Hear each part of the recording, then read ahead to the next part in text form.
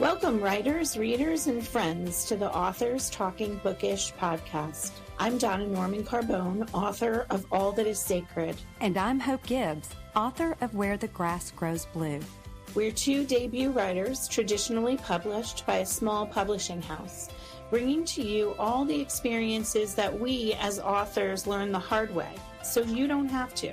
We'll give you insights from the inception of a book idea to publication and beyond. And along the way, we'll share our love of books from the writer's perspective.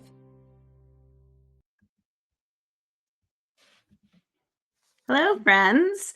Welcome back to Authors Talking Bookish, episode 41. Today, we're talking about our take on publishing industry predictions. I'm Donna Carbone, and I am joined by Hope Gibbs. Hi, Hope. How are you? I'm great, Donna. How are you? I am doing well. Surviving the winter. Yes, winter came south. We had a lot of cold rain and snow. And so anytime we get more than a dusting of snow, it's a big deal down here. Yeah, we just had a snowstorm that lasted all day Saturday, turned into rain at night. And so everything was covered with ice yesterday morning. And we had so much wind that it was taking all the ice off the trees. It was literally like hailing huge icicles all over our back deck and lawn. It sounded like a war zone. It was crazy. Wow. Yeah, I've never seen anything like it before. It was really nuts. Yeah, we had a pretty significant rainfall in Middle Tennessee, but unfortunately, Kentucky got really hit. And so, I'm a Kentucky girl at heart. It will always be my home. So, sending some love to my friends up north. So, north meaning just about 60 miles up I-65. But yeah, it's been an interesting winter. Yeah, it certainly has. I'm ready for it to be over. I am too. So what have you been doing like during the snowstorm? Were you watching television? Were you reading? What have you been up to? I watched the Saturday Night Live 50th anniversary celebrations, which were wonderful. Took me back to some memories for sure. Yeah. And I read a book. I did some writing. I did a lot of author things. I also had an event on Saturday at a bookstore. So that was fun. I got to meet a lot of new readers, which we love doing. So yeah. So so what book are you reading? So I just finished reading It Starts With Us by Colleen Hoover. And I have found that this year I've had a very short attention span in terms of reading. In fact, the previous two books that I read were books that you could really kind of pick up, read a chapter, put it down. And so after I read both of those, which were both pretty heavy, one was a self-help book and another one was very literary. So it was pretty, complex. So I wanted something light and I read It Ends With Us. I watched the movie. I'm all about the drama unfolding before us. And I wanted to finish it off with It Starts With Us. And I loved it. It was a light romance. I love the character of Atlas. I feel like we should all have an Atlas in our lives. And so, I was very pleased with it. What do you? Well, I'm pretty sure we're not going to see. I mean, I may be wrong, but I'm pretty sure we're probably not going to see that book turned into a movie with the same players involved. But I had the flu last month and I could not focus to read. I didn't feel like doing anything. And I kind of went down, you can go down a rabbit hole on especially Instagram. And so, there's a lot to that. Yeah, there certainly is. I feel bad for Colleen Hoover because I feel like she's caught in the middle. Yeah. That's a tough place to be. It is a very tough place to be. All that drama. You think, oh, wow, my book's going to be made into a movie. This is the most amazing thing that could ever happen. And then it just, I don't know. I feel like it's just fallen apart all around her. But But she's got another book being made into a movie right now. So maybe she is. That experience will be better for her.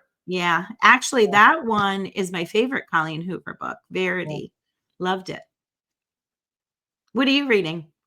So I love this author. It's Beatrice Williams, and this is called The Summer Wives. And I had it on my to be read list. And it was funny at Christmas, my daughter said, "Hey, I need to look at your Goodreads. I'm just looking to see what books you're wanting to read." And I thought that was really odd, but so I gave her my phone, and my son, my 22-year-old, he bought that book for me, and he also bought me this great little press where it says this book Oh, belongs to Hope Gibbs, and so I can put nice. them on all of my books. So Oh, I'm that's reading this, nice. and she's one of my go-to writers. And again, I didn't do a lot of reading in January because, like I said, I was sick, and I did do a Yeah. lot of apocalyptic television. I felt like every TV show I watched was an Yeah. apocalyptic twist, and I actually got you into one called Yeah. Paradise.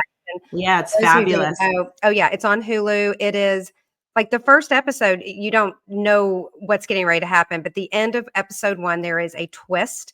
Mm, And so Donna and I've been watching it and calling each other, and it drops one at a time. So it's yeah. like the old days, when, we Mm. had to wait a week to get another episode. You couldn't binge. Yeah, I know. We've become very spoiled. Dan Fogelman wrote that Yeah. show, and he also wrote This Is Us, which is one of my favorites. But I have to say, it's very different content than This Is Us.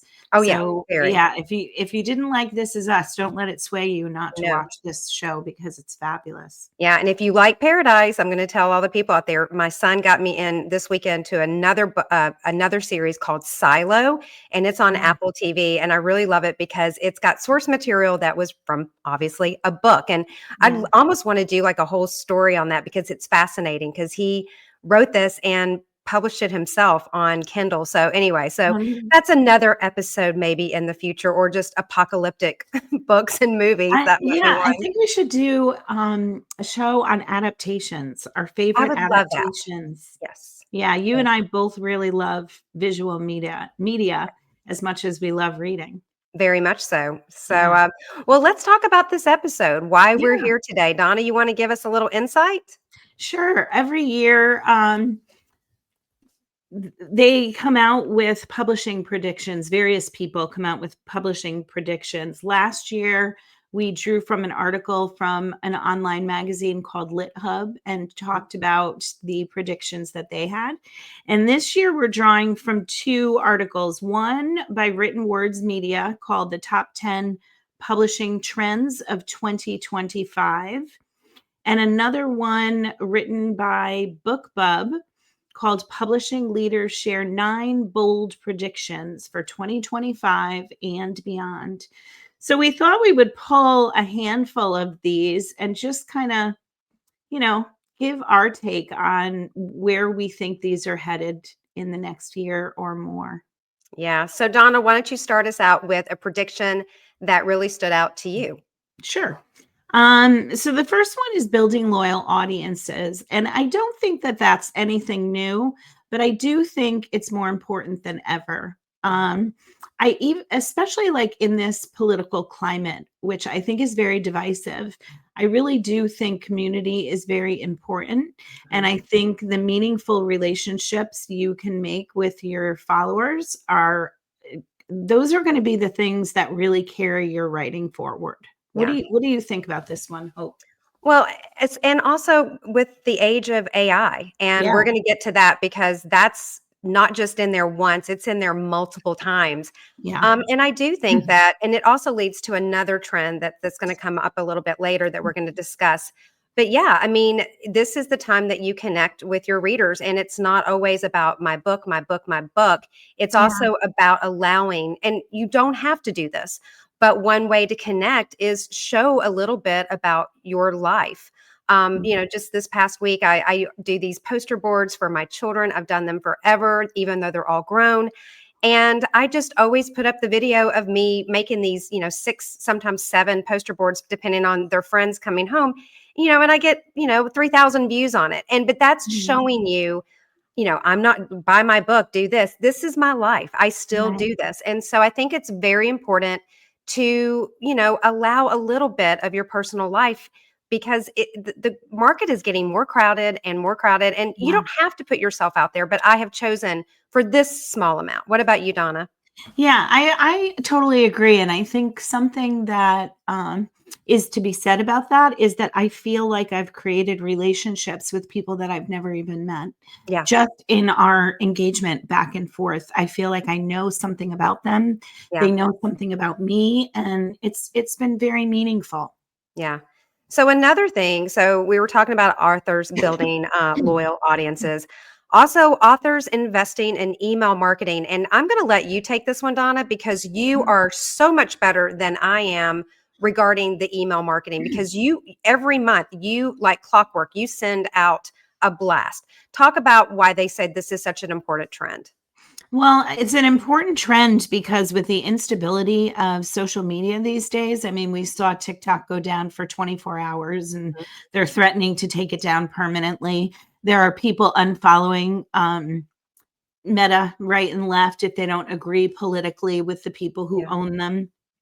So I think it's so important to have, I agree with this one 100%. I think it's so important to have subscribers who are fans of yours. They sign up for your newsletter. They know they're signing up for your newsletter. And that's something you're going to have even if a TikTok goes down or your favorite fans unfollow certain social media apps. You'll still have those subscriber emails and to communicate with them via newsletter. Yeah, Yeah. and I do have my emails, and I haven't sent anything out this year because again, the flu really got me. But it Right. is essential when you're building your platform and your brand. So let's go into what we just said about Meta. Meta Yeah. continues to dominate, and Mhm. for me, I still have an account on TikTok. I really haven't done anything with TikTok, but Yeah. with Facebook and Instagram, that is where I really have focused. And especially for me, and I know Donna does this, we do Facebook ads. Mhm. Both of our books right now are on Kindle Unlimited. If you don't know what that is, if you subscribe to Kindle Unlimited, you can download up to 10 books a month for free. Mhm. The authors are still getting royalties. So it's every Mhm. page that you read. So the authors are coming out of this. I mean, it's been the best thing that happened to my book. But for me, I've put a lot of money and time and resource into Meta and Mhm. Facebook and into Instagram. And with what you said, the instability of TikTok, Mhm. Facebook is kind of dominating that space, especially for authors. What have you found, Donna? Yeah, I agree. I mean, I think that's where my reading audience is primarily Mhm. on Facebook, I would say. But I also have a good reader base on Instagram. So I focus on the two of those for my author brand for sure. Yeah.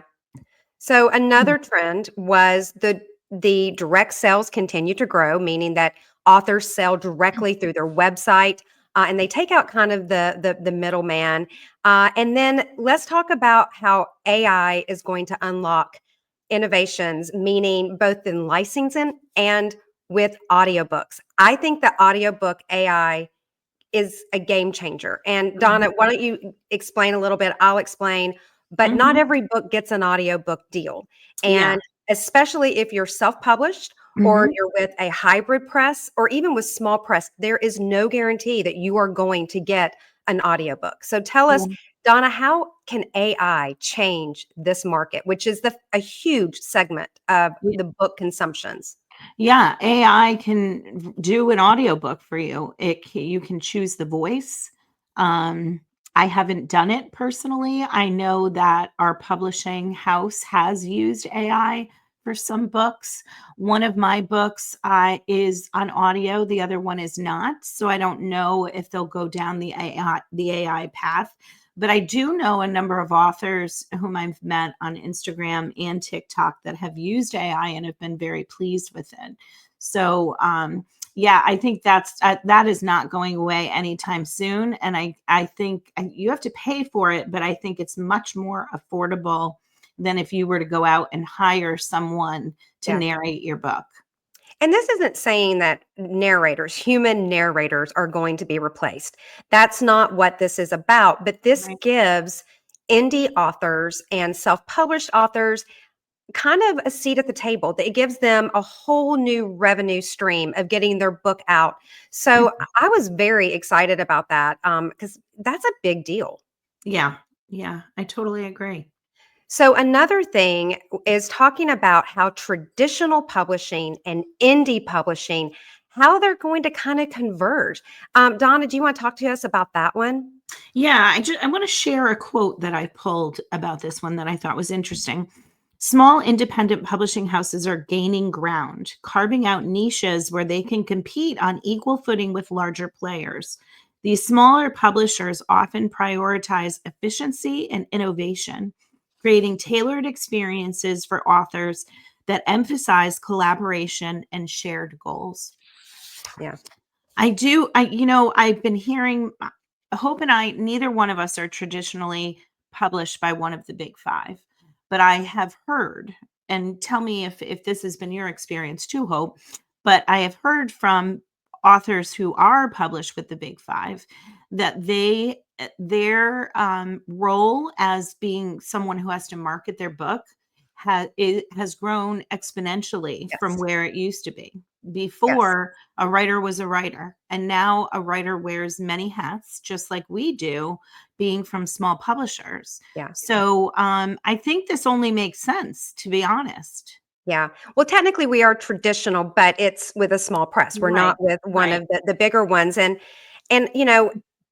in 2025, I've got friends that are with bigger presses. They're having to do what I have been doing. They've got to put Right. their book out there. And the other thing there's another trend that we're going to talk about small presses and authors Mhm. having more control over their price points. And Right. for us, Donna, this has been huge with our publishers. Not every publisher lets you go into Kindle Unlimited or Right. have these sales of 99 cents or 2.99. And those are really important for authors, especially on Amazon, Mhm. because it can, if your book your Kindle goes for 99 cents when it's Mhm. normally 9.99, Right. it can really lift your book up with that algorithm, and it just shows it to more and more people. And that's Mhm. one of the flexibilities. It's a trend that smaller presses and independent authors, they're getting to actually set their price point. Yeah. And I also think when you go into a sale or if you go into Kindle Unlimited, that momentum that you gain, even if Mhm. your sale is a short term, Yes. really helps you maintain the momentum Mhm. beyond the sale. Yeah. I found that with my experience. My book was on sale on Kindle for 99 cents in January. Yeah. And it's been doing really well. Like, it's maintained that momentum Mhm. beyond the 1 week that it was on sale. Yeah. And some other things we talked about the audiobook accessibility. And the Mhm. other one is POD goes mainstream. So people might say, well, what is POD? And I did not know this until I was looking for a publisher because for a little while I was kind of talking to hybrid publishers. I Mhm. didn't go in that direction. And when I was interviewing one of them, he kept saying, we only do POD. And I finally just said, I don't What know is what POD? POD is. And Yeah, that is print on demand.